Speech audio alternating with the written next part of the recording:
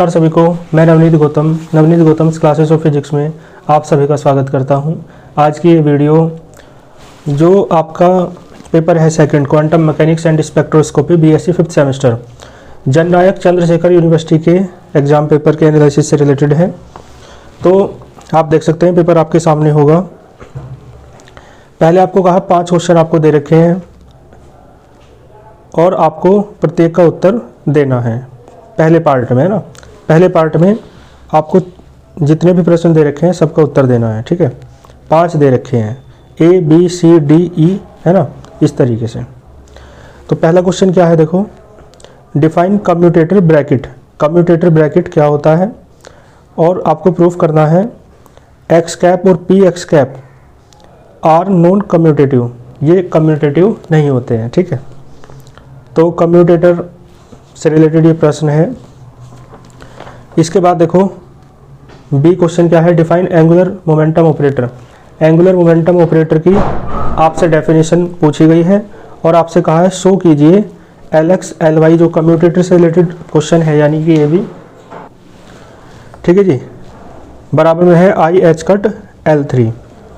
इसके बाद number C question देखें, कैलकुलेट करना है आपको एनर्जी डिफरेंस को ग्राउंड स्टेट और फर्स्ट एक्साइटेड स्टेट के बीच, किसके लिए, किसी इलेक्ट्रॉन के लिए। और कहा if the length of infinitely potential box is 10⁻⁸ centimetre, यानी कि एक तरीके से न्यूमेरिकल है ये आपका। और इसके बाद डी क्वेश्चन दे रखा है, draw energy level diagram of 5 series of hydrogen spectrum. Hydrogen spectrum आपने पढ़ा, उसमें जो 5 सीरीज होती हैं उनका एनर्जी लेवल डायग्राम आपको ड्रॉ कर देना है। ये तो 12th क्लास में भी रहा था। ठीक है, और स्पेक्ट्रोस्कोपी का क्वेश्चन है ये।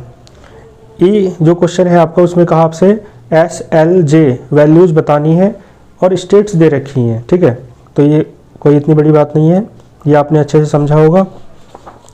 इसके बाद देखो यूनिट फर्स्ट पे आते हैं, सेकंड क्वेश्चन पे। तो सेकंड क्वेश्चन में आपसे क्या कहा, सेकंड और थर्ड में से आपको एक क्वेश्चन करना है। तो आपसे कहा ऑपरेटर बताओ विद एग्जाम्पल सहित, और लैडर ऑपरेटर लिखो और सिद्ध करो। ये भी है ना, कम्यूटेटर का क्वेश्चन है ये भी आपका, जो बाद में दे रखा है सो दैट के बाद। फिर इसके बाद आते हैं थर्ड क्वेश्चन पे। थर्ड में आपसे कहा हर्मिशियन ऑपरेटर बताओ क्या होता है। ठीक है जी, और सो दैट कि इसकी जो आइगन वैल्यू है वो रियल होती हैं, और साथ में सो ये करना है पेयरिटी ऑपरेटर भी हर्मिशियन ऑपरेटर होता है। ठीक है, तो ये हर्मिशियन ऑपरेटर से रिलेटेड क्वेश्चन था, 2 में से एक करना था आपको, है ना, सेकंड और थर्ड में से।